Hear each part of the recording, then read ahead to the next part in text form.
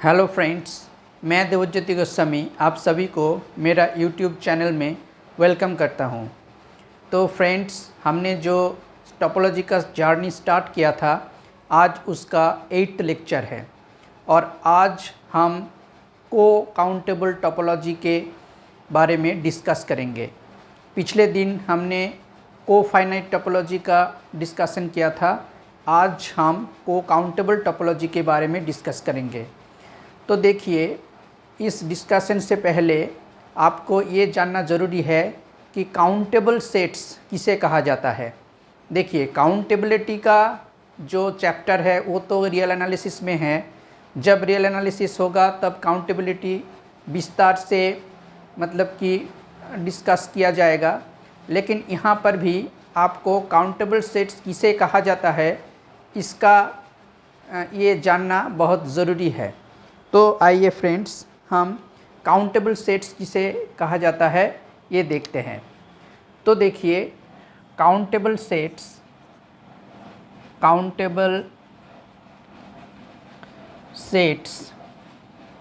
इसमें हमने finite sets को भी रखा।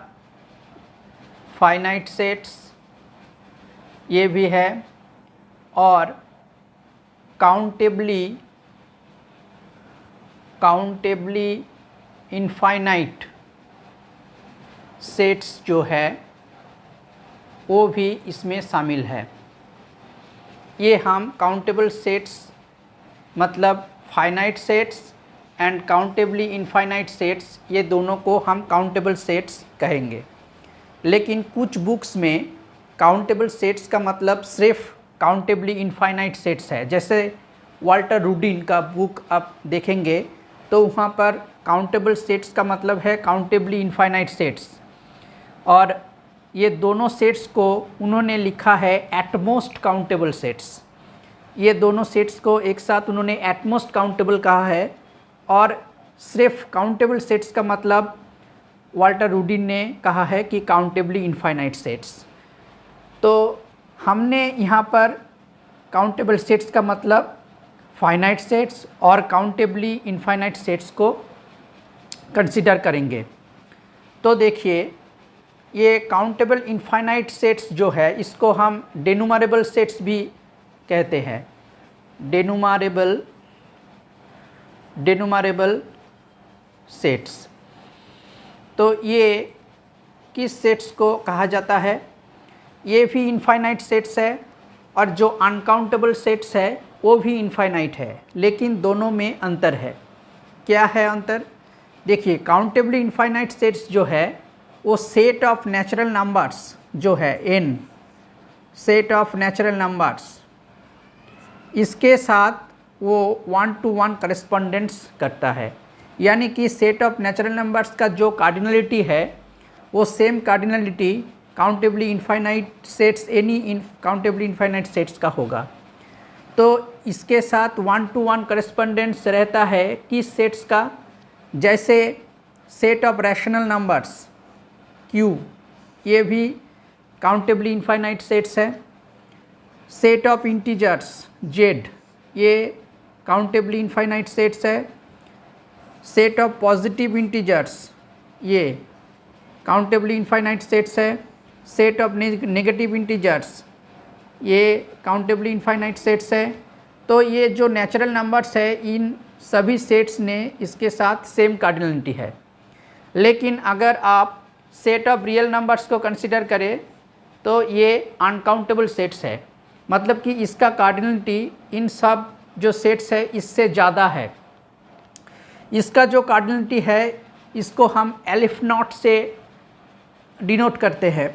मतलब कि एलिफ नॉट कैसा होता है? ऐसा एक नंबर होता है, ऐसे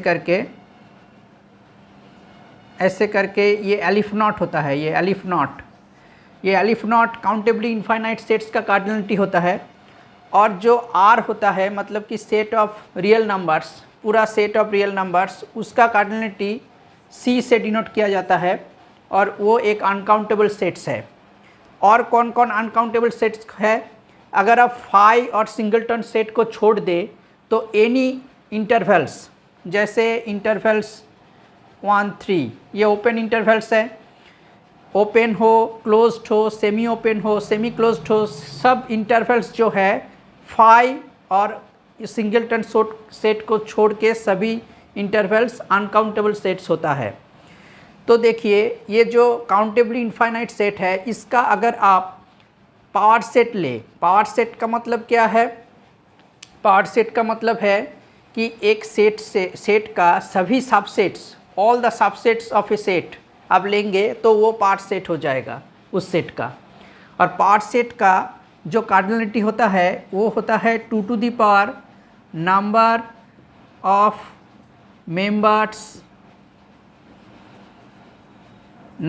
मेंबर्स ऑफ द सेट। ये होता है कार्डिनलिटी पावर सेट का, एक सेट का पावर सेट का। तो अगर आप एक काउंटेबली इनफाइनाइट सेट लेंगे और उसका पावर सेट लेंगे तो वो अनकाउंटेबल हो जाएगा। उसका कार्डिनलिटी क्या होगा? 2 टू दी पावर अलिफ नॉट, तो वो सी से इक्वल होता है। मतलब कि 2 टू दी पावर अलिफ नॉट जो होता है वो सी से इक्वल होता है, तो ये अनकाउंटेबल होता है। अब अगर पावर सेट, मतलब कि ये power set of natural numbers, इसका कार्डिनलिटी ये होता है। अब power set of real numbers लेंगे तो वो हो जाएगा 2 टू दी पावर सी, ये सी से बड़ा है, तो एलिफ नॉट से बड़ा सी है, सी से बड़ा ये है। ऐसे करके हम अगर सी हो जाए तो वो अनकाउंटेबल हो जाएगा और उससे बड़ा सभी सेट्स अनकाउंटेबल होगा। और जो elif not cardinality number contain करता है तो उसको हम काउंटेबली इनफाइनाइट सेट्स कहेंगे, जैसे set of natural numbers, set of rational numbers, set of integers, set of positive integers, set of negative integers. लेकिन अगर आप सेट ऑफ इरेशनल नंबर्स लेंगे तो ये एक अनकाउंटेबल सेट होगा। तो काउंटेबल और अनकाउंटेबल सेट के बारे में आपको जानकारी मिली और आप समझ गए होंगे कि काउंटेबल और अनकाउंटेबल सेट किसे कहा जाता है। तो देखिए आज जो हम डिस्कस करेंगे वो है को काउंटेबल टोपोलॉजी। को काउंटेबल टोपोलॉजी। तो ये बिल्कुल जैसे को फाइनाइट टोपोलॉजी था उसकी तरह है, मतलब कि एकदम पूरा सेम है, सिर्फ फाइनाइट के जगह पर यहाँ पर काउंटेबल है, बाकी सब सेम है। तो ये हम डिफाइन करते हैं, let X be a non empty set, X be a non empty set, then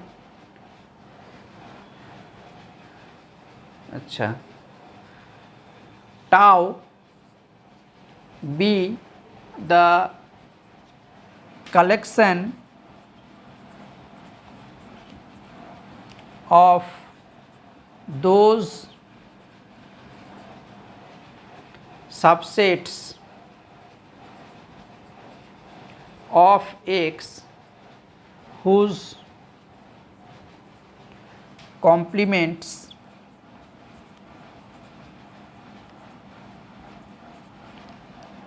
are countable together with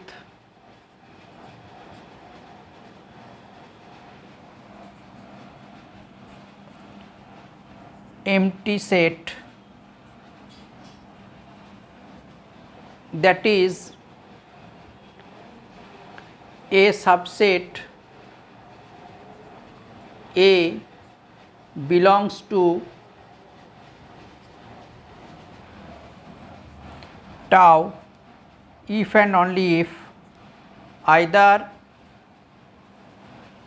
A is equal to phi or A complement is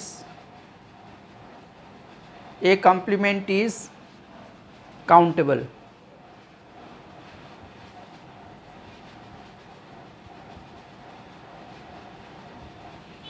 then tau is a topology on X and tau is called co-countable topology।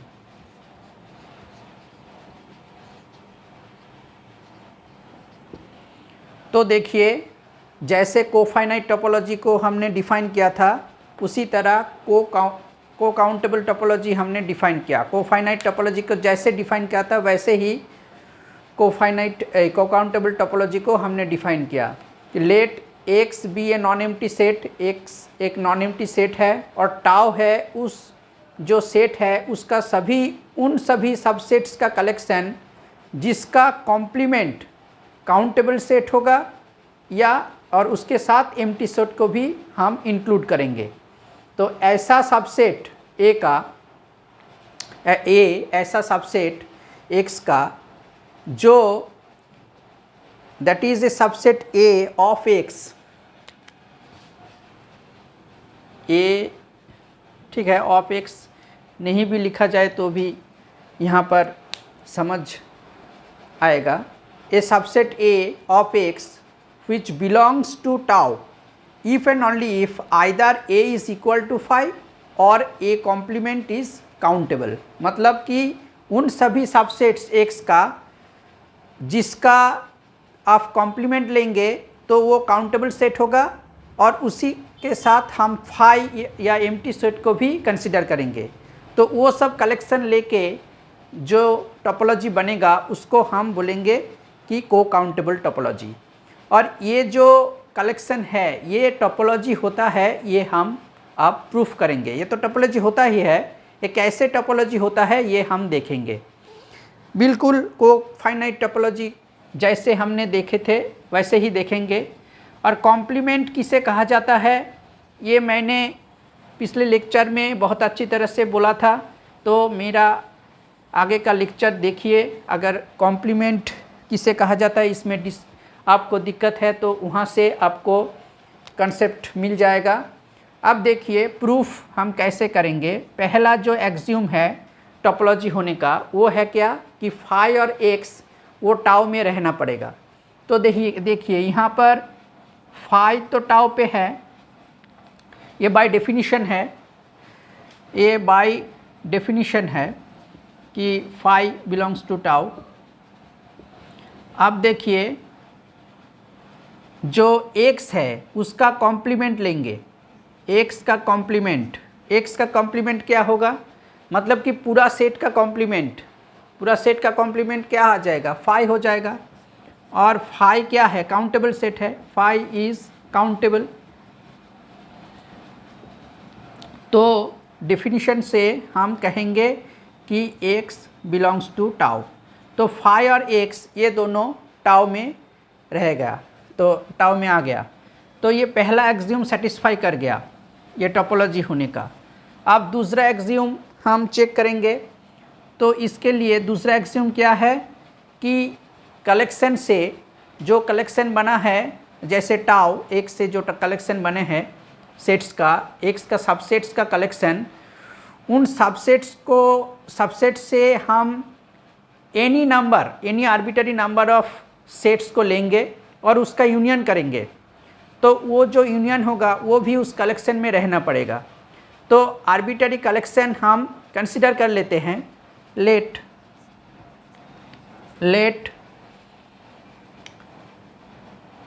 जैसे यहाँ पर हम G alpha belongs to tau for every alpha belongs to I. ये क्या होता है, G alpha belongs to tau for every alpha belongs to I. G alpha है family of sets indexed by आई।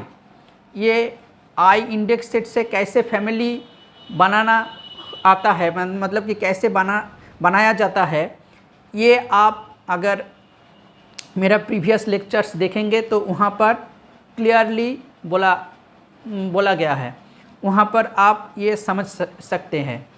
तो देखिए यहाँ पर जी अल्फ़ा बिलोंग्स टू टाउ, मतलब कि ईच जी अल्फ़ा, इस फैमिली ऑफ सेट्स का सभी जी अल्फ़ा टाउ में है।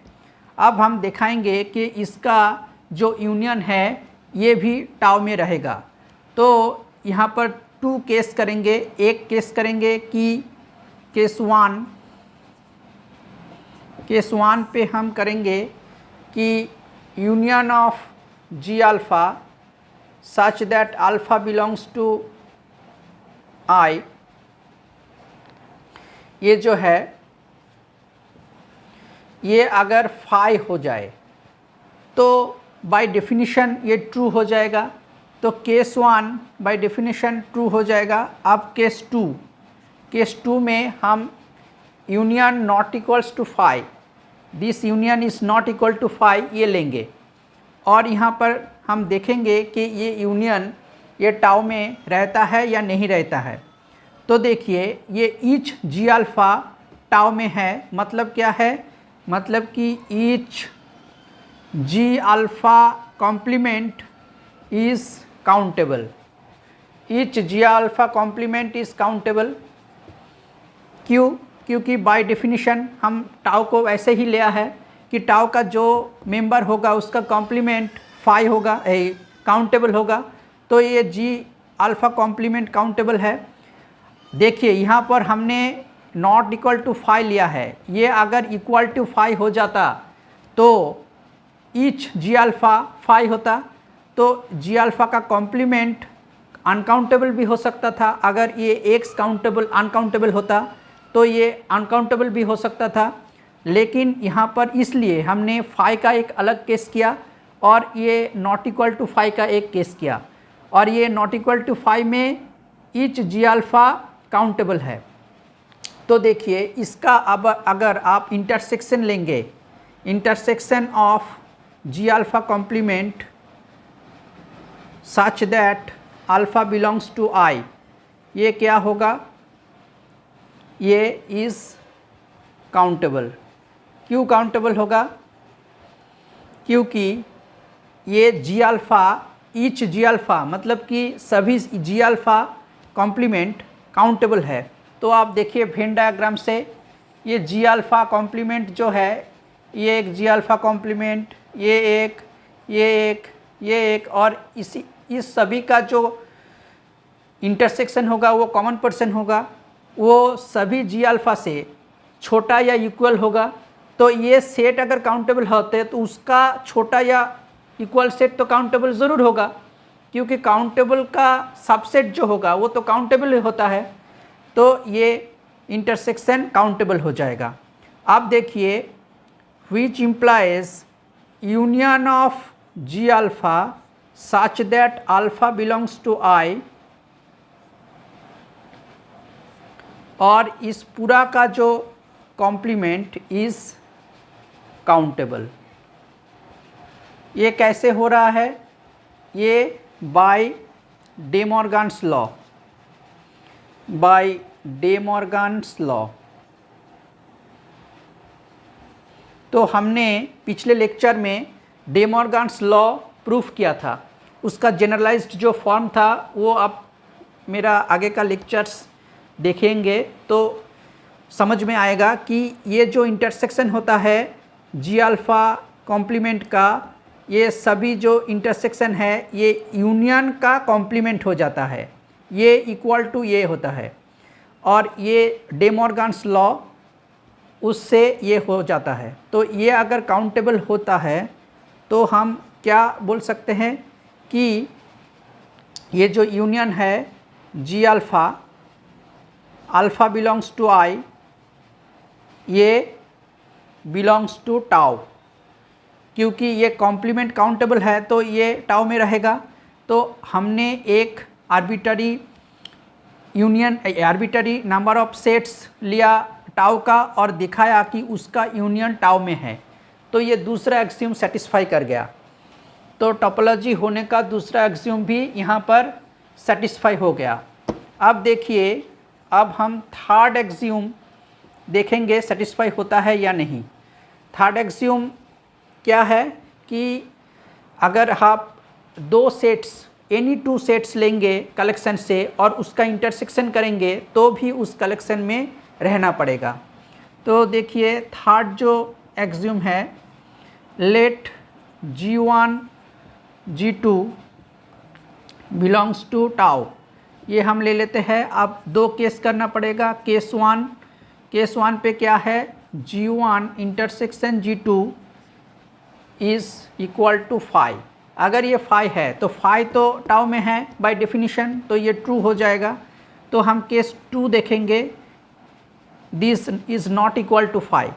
तो यहाँ पर क्या होगा, अगर G1 G2 5 में है तो G1 complement G2 complement are countable by definition. हमने टाउ का जो डेफिनेशन किया उससे ये हो जाता है। और अगर दो सेट्स का कॉम्प्लीमेंट काउंटेबल होता है, मतलब ये दो सेट्स अगर काउंटेबल होता है तो इसका जो यूनियन होगा वो भी काउंटेबल होगा। तो which implies G1 complement union G2 complement is countable, ये काउंटेबल है।